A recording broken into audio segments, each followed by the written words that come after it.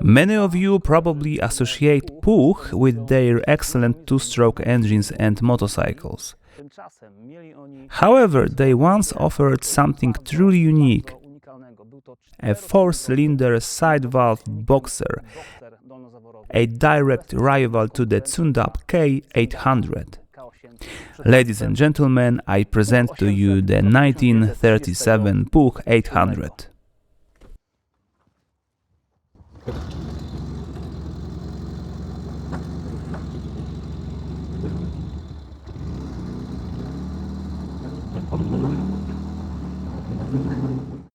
Here we have a true rarity, the holy grail of motorcycling, which makes the heart of every classic bike enthusiast beat to the rhythm of a four-cylinder engine.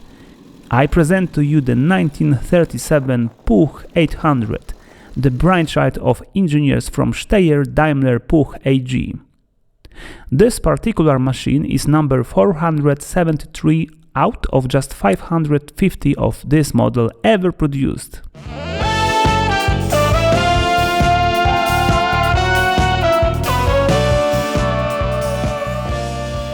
A living legend from Graz, Puch 800 under the lens.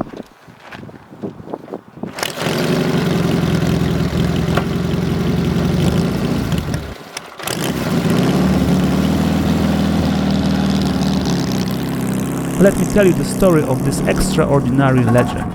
The history of Puch 800 is brief. They were only produced from 1936 until March 12, 1938. With the annexation of Austria, production was abruptly stopped, making this model one of the rarest in the world.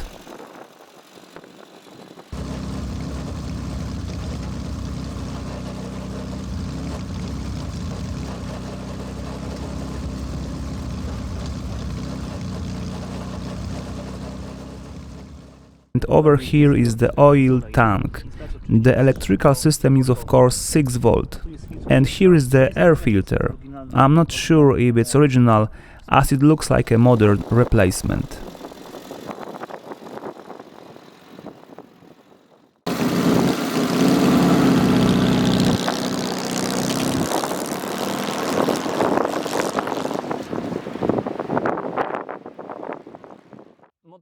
It is estimated that there are only 18 working motorcycles of this kind remaining in the world.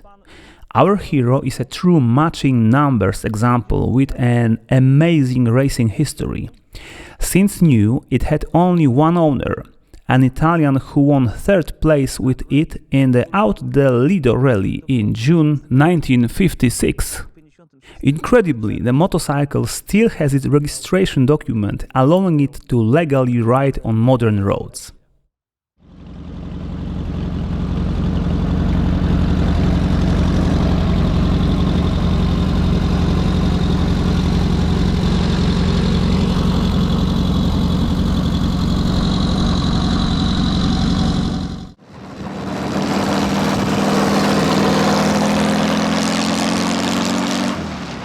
Engineering masterpiece, it's not a boxer. The Puch 800 was Austria's proud answer for the German tuned-up K800.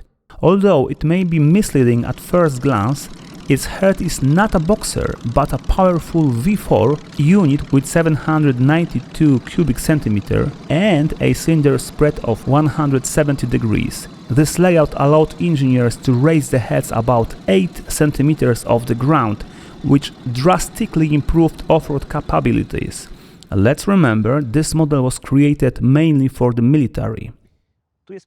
Over here we have the cable-operated light switch, and this throttle grip is supposedly non-original, but the current owner doesn't mind.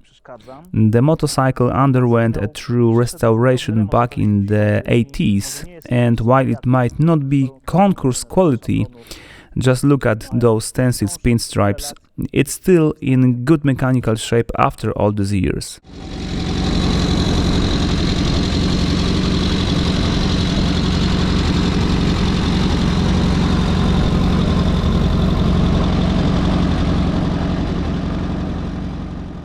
On the edge of history.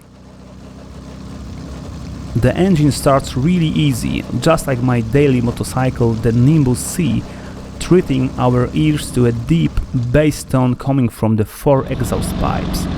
I gently shift into first gear and hear the characteristic mechanic crunch. We have first. Only one thought is in my head. I hope nothing breaks. The parts market for the Puch 800 practically doesn't exist. Every gear or lever would have to be created from the scratch. Here we have the gear selector. You can clearly see which gear is currently engaged. There is sort of neutral between every gear, so operating this gearbox takes some practice. Over here we have the choke on this lever. It's interesting that it doesn't have manual ignition advance on the handlebar. Instead, it uses the modern ignition with centrifugal advance, quite a modern feature for 1937. The spark plugs and their covers are very specific. I've never seen anything like them on any other motorcycle. And look at this gear shifter. It's a bit dusty because we've been riding it quite a lot. What a piece of machinery.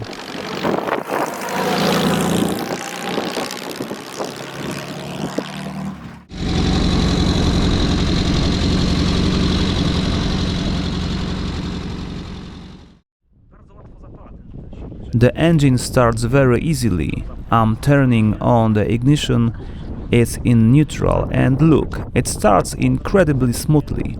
It's amazing. Literally on the first kick.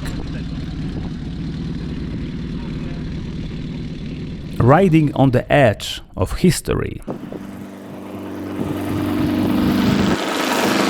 We started gently, though the extravagant clutch located in the rear wheel can be temperamental. It pulls at the last moment, almost lazily, but the machine finally moves. It's an incredible feeling to ride one of only 550 produced units.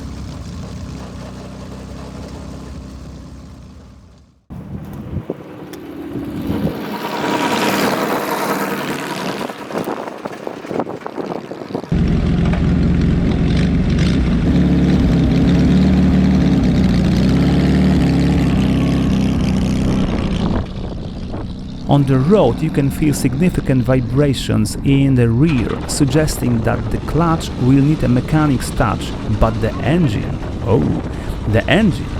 As soon as I open the throttle, the Puch surges forward with a vigor that even a tuned-up K800 would envy.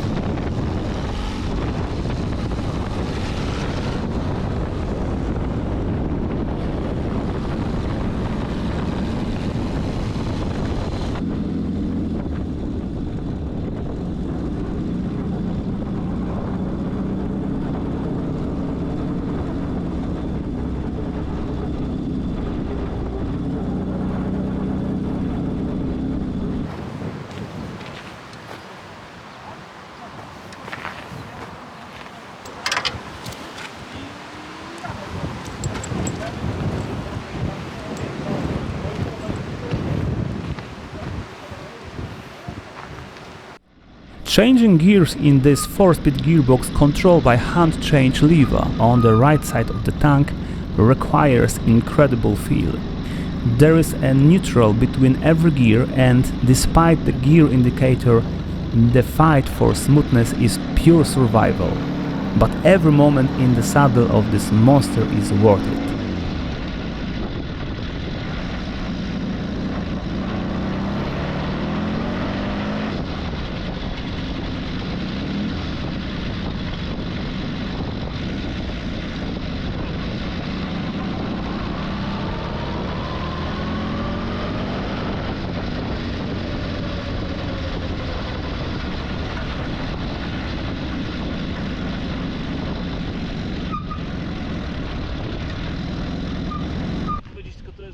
I should also mention that finding the gear can be quite tricky, but once you've got it, the engine really shows its grit. There is a massive power reserve.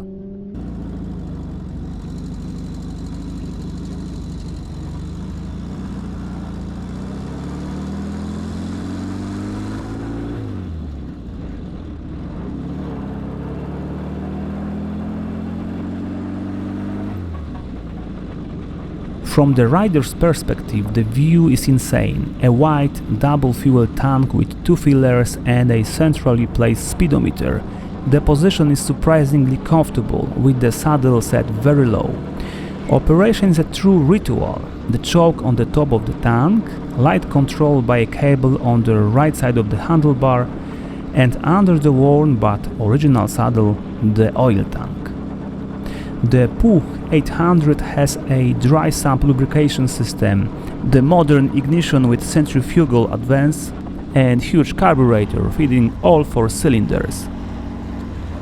The frame is a solid forged construction and the girder front suspension is made of pressed steel. On the left side, the 6-volt generator is proudly driven by an angular gear directly from the crankshaft. Check out this unique Siemens headlight. It was rarely used on other motorcycles. You hardly ever see them.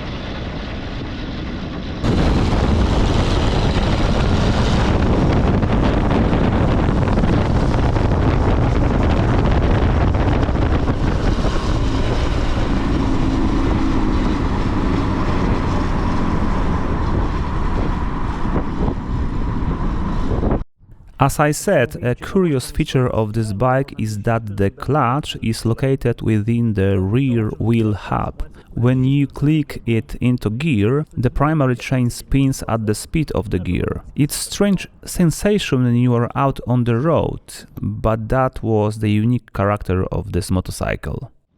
Puch's history is an impressive march from Johann Puch's small bicycle workshop in 1889 to the heights of luxury at the Habsburg court. After the fusion with Steyr and Austro-Daimler in 1934, the company became a technological giant, releasing games like the Model 800 or innovative Doppelkolben 2-strokes. After the war, Puch motorized Europe with its mopeds and created off-road legends, the Haflinger and Pinzgauer. It was in Graz where the power of the G-Class was born, sealing Puch's status as one of the most important players in the history of global motoring. We've just finished a full day of testing the 1937 Puch 800. It's a true piece of automotive history. The bike has plenty of power for a side valve engine, but operating the gearbox takes practice. I haven't quite mastered smooth shifting just yet. Still, it's a real pleasure to ride. There are only about a dozen of these Puch 800s left in the world, so you have to be careful not to break anything. Finding replacement parts is pretty much impossible.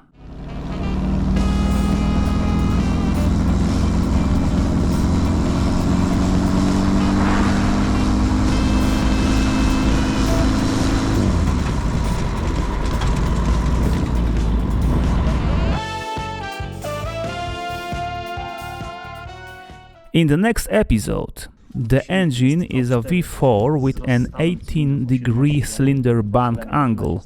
The timing is driven by a bevel gear shaft and the camshaft is in the head.